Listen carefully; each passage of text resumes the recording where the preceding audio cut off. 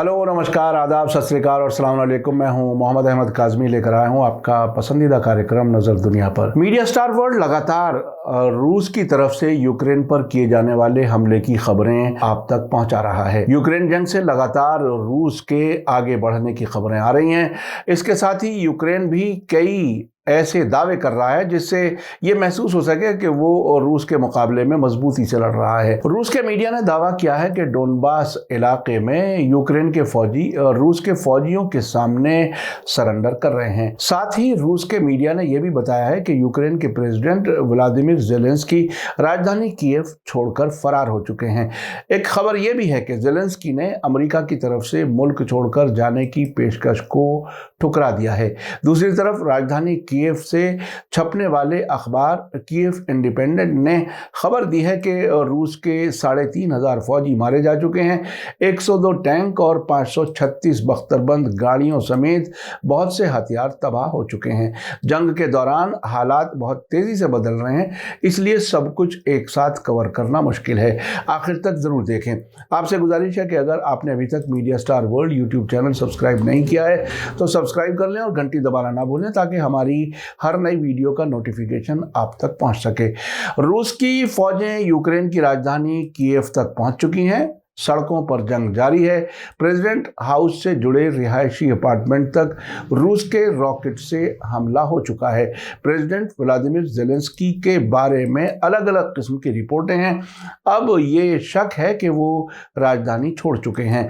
रूस के मीडिया ने दावा किया है कि पूर्वी यूक्रेन के डोनबास इलाके में यूक्रेन के सैकड़ों फौजियों ने हथियार डाल दिए हैं। प्रेसिडेंट व्लादिमीर ज़ेलेंस्की ने अपने फौजियों से कहा है कि वे ना तो हथियार डालें और ना ही पीछे हटें।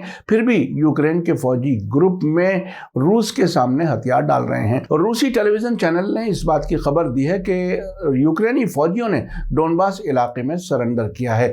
रूसी टीवी पर हथियार डालने वाले यूक्रेनी फौजियों को एक बड़े हॉल में दिखाया गया है और वे लोगांस्की के लोकल एडमिनिस्ट्रेशन के बर्ताव से खुश नजर आ रहे हैं।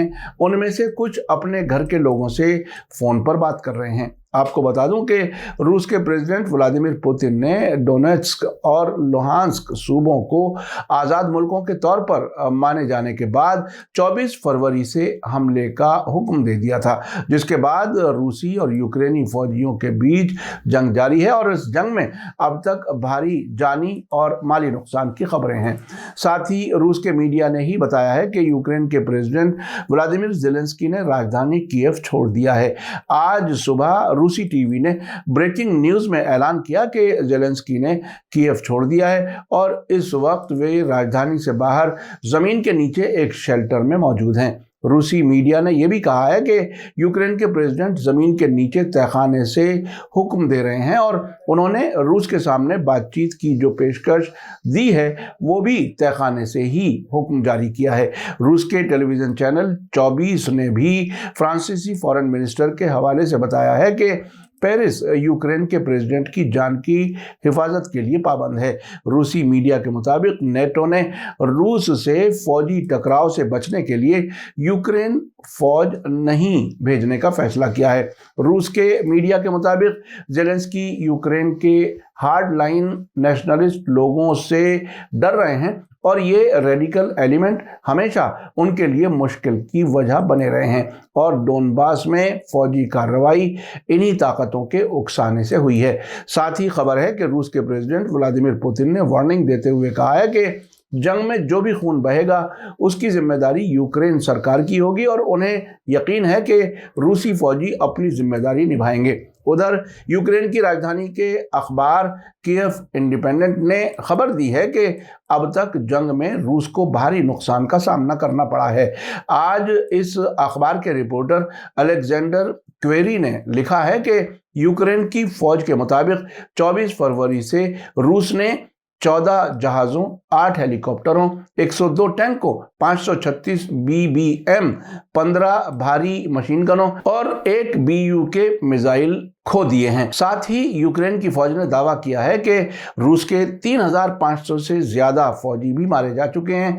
ये दावा आज ही किया गया है। इनके अलावा रूस की फौज के 200 लोगों को गिरफ्तार कर लिया गया है, ये यूक्रेन का दावा है। रूस ने यूक्रेन के बॉर्डर से लगे इलाकों में रिजर्व टुकड़ियों को फिर से तैनात करना शुरू कर दिया है और हवाई इलाकों, फौजी डिपो और शहरियों पर हवाई हमले करना जारी रखा है।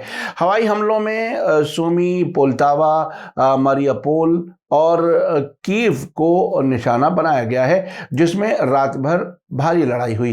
काला सागर से रूस ने पूरे यूक्रेन में क्रूज मिसाइलें दागी हैं। दोनों तरफ से अपनी अपनी कामयाबियों के दावों के बीच खबर है कि अमेरिका ने यूक्रेन के लिए फौरन फौजी मदद का ऐलान किया है। फॉक्स न्यूज़ के मुताबिक यूक्रेन पर रूस के हमले के 3 दिनों के बाद अमेरिकी प्रेसिडेंट जो बाइडेन ने हुक्म जारी किया है कि यूक्रेन के लिए फौरन फौजी मदद भेजी जाए। इस मदद की रकम $60 करोड़ बताई जा रही है। हालांकि अभी ये सिर्फ ऐलान है। इससे पहले अमेरिकी foreign minister Antony Blinken tweet कर चुके हैं कि हमने अपने दोस्तों के साथ मिलकर रूस को सबक सिखाने के लिए मॉस्को के खिलाफ गैर मामूली पाबंदियां लगा दी हैं। इससे पहले यूरोपीय यूनियन के जिम्मेदार एक इमरजेंसी बैठक करके यूक्रेन पर रूस के हमले की सख्त मजम्मत कर चुके हैं। उनका कहना है कि हमने भी रूस के खिलाफ सख्त पाबंदियां लगा दी हैं। इसी बीच बीबीसी ने खबर दी है कि ब्रिटेन के एक बड़े डिफेंस अफसर ने कहा है कि ब्रिटेन और 25 दूसरे मुल्कों के बीच यूक्रेन को और इंसानी मदद या हथियारों की मदद देने पर रजामंदी हो गई है।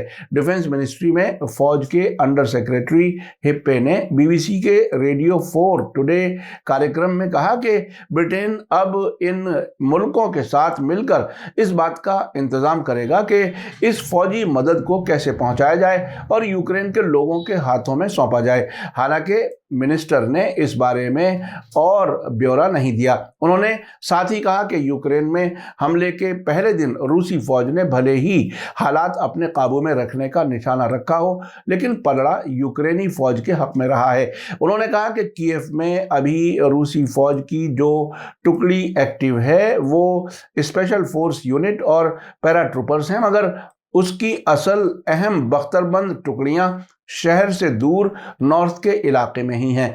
हिप्पे ने कहा कि यूक्रेन की फौज जिस तरह जवाबी कार्रवाई कर रही है उसकी तारीफ की जानी चाहिए। उन्होंने कहा कि आने वाले दिनों और हफ्तों में यूक्रेन की फौज को काफ़ी जुल्म देखने पड़ सकते हैं, लेकिन फिलहाल वो ज़बरदस्त ढंग से लड़ रही है। इसी बीच भारत में सोशल मीडिया पर अजीब बहस जारी है।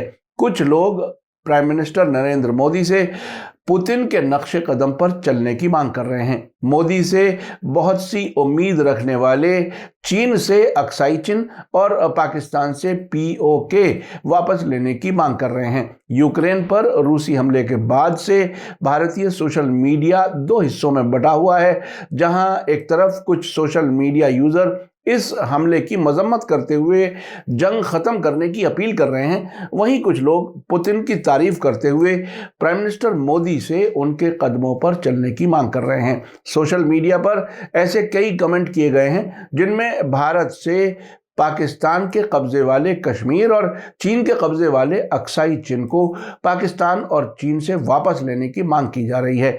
कुछ कमेंट्स में रूस के हमले को अखंड रूस की तरफ उठाया गया कदम बताया जा रहा है। इसके साथ ही अखंड भारत की मांग उठाई जा रही है और साथ में नक्शे भी शेयर किए जा रहे हैं। बीजेपी और RSS के मेंबर्स की तरफ से इससे पहले भी ये मांग उठाई जाती रही है। इस ट्रेंड को ट्विटर से लेकर फेसबुक पर देखा जा सकता है। ट्विटर पर कई यूजर वेरीफाइड अकाउंट्स के साथ इस मांग को उठा रहे हैं और फेसबुक पर बड़े ग्रुप्स में इस पर चर्चा देखी जा रही है, जिसमें 10 लाख के करीब मेंबर हैं। आपने देखा कि जंग के हालात कितने खतरनाक होते हैं। यूक्रेन में लगातार रूस की फौजों के आगे बढ़ने की खबरें हैं। ऐसा लगता है कि किसी भी वक्त खबर आ जाएगी कि रूस ने राजधानी कीव पर पूरी तरह से कब्जा कर लिया है। रूस की कोशिश ज़ेलेंस्की हुकूमत को हटाकर वहां दूसरी अपनी पसंद की हुकूमत कायम कराने की है, जो अमेरिका और नेटो मुल्कों के इशारों पर काम ना करे। मीडिया स्टार वर्ल्ड लगातार नज़र बनाए हुए है। हमारी कोशिश है कि आपको पूरी तरह से बाखबर रखा जाए। इसी के साथ मुझे दीजिए इजाज़त। आज का एपिसोड कैसा लगा कमेंट्स में ज़रूर लिखें। थैंक यू, धन्यवाद, शुक्रिया। जय भारत, जय हिंद। मीडिया स्टार वर्ल्ड के और वीडियो देखने के लिए हमारे चैनल को सब्सक्राइब करें और सीधे नोटिफिकेशन पाने के लिए बेल आइकन दबाएं। और अगर हमारी खबर सच्ची और अच्छी लगे तो अपने व्हाट्सएप, इंस्टाग्राम, फेसबुक और ट्विटर अकाउंट पर जरूर शेयर करें।